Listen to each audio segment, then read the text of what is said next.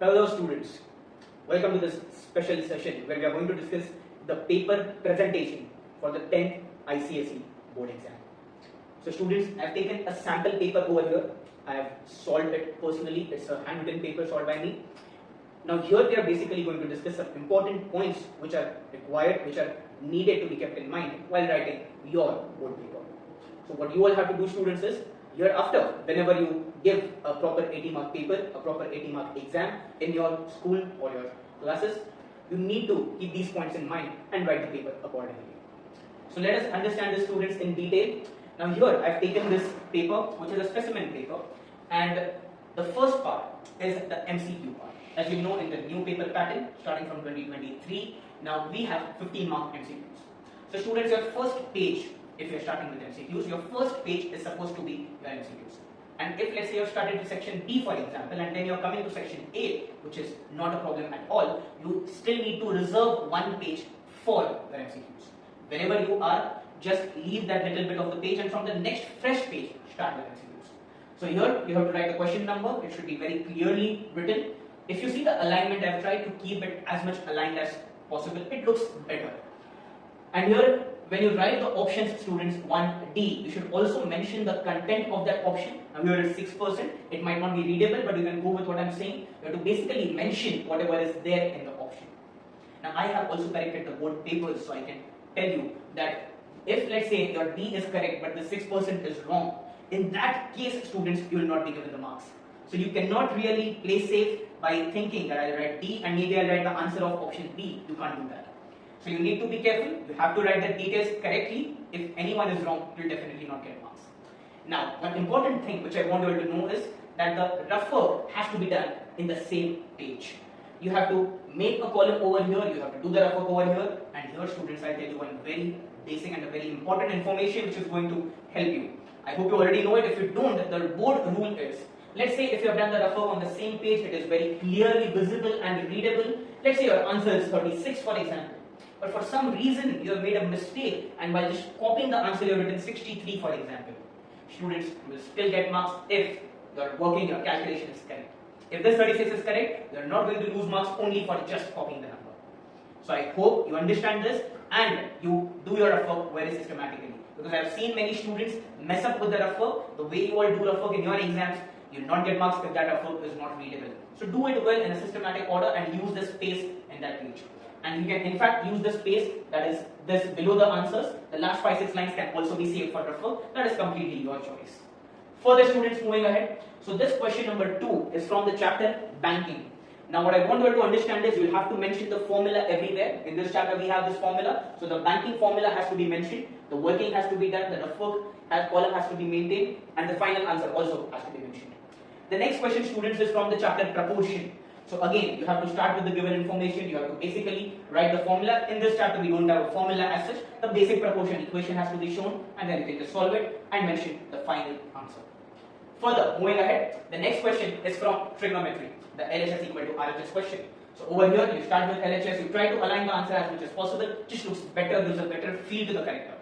And then wherever you have to mention the reason for the square identities or the other formulas of trigo, you have to mention that. Now, another rule is that here, now my question number 1 is ending, my question number 2 is ending over here. I still have a good 6-7 lines, but I did not start with question 3. And that is the rule, a new question on a new page. For the students, question number 3, now this question is from cylinder, cone and sphere, which means a lot of formulas.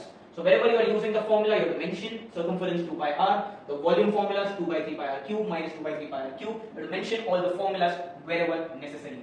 Calculation on the same page as I told you. And the final answer also has to be mentioned. Further, moving ahead, this is from equation of line. Now in this question, now because I have this tendency of making a figure for section formula, I have taken this line and drawn this. This is not compulsory for everyone, but here for my convenience, I have drawn the figure.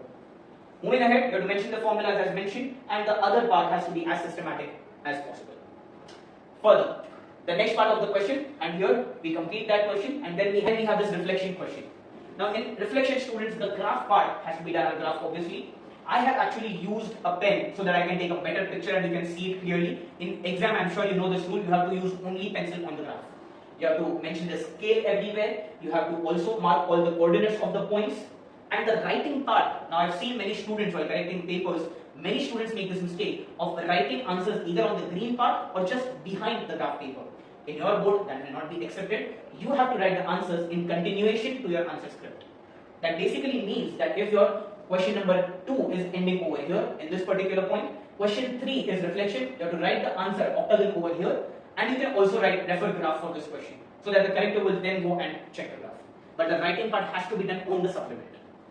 Moving ahead to the next question. So your section B starts. We started from a fresh page. This is a GST question where there is a lot of calculation. You can do the rough calculation here. Final answer has to be mentioned. Once you are done with this, the next part that we have is quadratic equation. Again, the formula has to be mentioned. You show the substitution, you write the final answer. In this sum, you were asked to correct up to 2 decimal places. So I have done that, 2 decimal places. I have mentioned that as well. And you write the answer. Solution set is these 2 numbers. There's another graph over here, the histogram. So again, the same thing, students. You draw the histogram on the graph, and then you come back to this to write the final answer. Don't write on the graph or behind the graph. That will not be acceptable. One more thing, in your board exam, you will also have to mention the question number on every graph, and there will be a separate section where you have to mention your unique ID as well. Whichever supplement or whichever graph you take, you have to mention all those details, so that by chance if it is misplaced in the button, they can find it and they can locate it and assign marks only to that candidate. Further, moving ahead, the next one is matrices. In matrices, you have to show the multiplication, you do the addition, subtraction, you get the answer. There's nothing much to present over there. Now, for geometry questions, very important, very critical, everyone knows it, but hardly anyone follows it. You have to mention each and every reason. In similarity, CSST, the short form is not allowed. You'll have to learn corresponding sides of similar triangles are equal in ratio, or you write are in proportion, but you have to learn something. Further, proceeding to the next one, which is remainder factor theorem. In remainder factor theorem questions, where we use the hit and trial method to find out that what is the factor of this polynomial, students will generally try the number 1 or 2 or 3 or -1 or -2 or -3 till you get the right factor. Now, I've seen many students try it in the fair space. Don't do that. You have to try everything in the rough space. This is not clearly visible, but I'll tell you, I've tried x equal to 1 over here, then I tried x equal to -2 over here. Once I got that x equal to -2 is giving a 0, for that, the working has to be done over here. You have to show the working only for the correct number and not for the incorrect number. So don't do that. You have to show the working only for the correct ones. Once you're done with that, you can go ahead with long division, and long division has to be done in the fair space, not in the rough space in this chapter. And then you have to just use splitting a middle term, and I'm sure you know the sum and you can finish it off. Further, moving ahead to the next question, which is again from equation of line. Nothing new. You just have to mention all the formulas. The answer has to be systematic as much as possible. You write the equation of line formula and then substitute and solve. Trigonometry, again mention the reasons and write LHS equal to RHS, hence loop and all. Next, for AP, again algebra. So you have to mention the formula. You mention Tn formula. You mention Sn formula. Do the calculation on the same page, and you can just complete it. Next, probability. In probability, students will have to mention a lot of details. You need to be careful with that. So over here, I've written the formula of probability. When we write probability of white balls, you can't directly jump to 10 upon total balls. You'll have to write the formula, number of white balls upon total balls, and then you do the calculation. Next, again cylinder conic sphere formula based chapter. You mention all the formulas. You do the calculation. If rough work is needed, you can go ahead with that. In this sum, it was not needed, and then you write the final answer. Next, now this question is from surface. Again, it's a geometry based chapter. So again, all the reasons have to be given. The reasons have to be given. They have to be aligned as much as possible so that the page looks good. Next one, which is linear inequalities. Linear inequalities, the working part is still okay. Everybody will manage that. Solution set has to be mentioned in every question. So here I have mentioned the solution set. The number line, I've done it with pen so that you can get a clear picture. You can see it very clearly. But in the exam, it has to be only with pencil. And some more rules about number line. At least 2 numbers extra on the left and right have to be mentioned. In this sum, we had this number 2.3. Now, when you come across a decimal 2.3 and its real numbers, you'll have to plot 2.3. So for plotting 2.3, what you can do is, now between the numbers, the gap has to be exactly 1 centimeter in every sum. Now when we take that exact 1 centimeter gap, with the scale, you can easily plot 2.3. And then you have to mark that, you have to highlight that 2.3. We highlight only the decimal numbers because other numbers are already marked on the number line. Further, moving ahead to the statistics question. Now this question is for finding mean of the data. In this case, when we are finding mean, you have to make a table. I have used scale and pen, you have to draw it with pencil. But use a scale so that the table looks better and organized. You have to write the formula and then the calculation. And final answer has to be mentioned.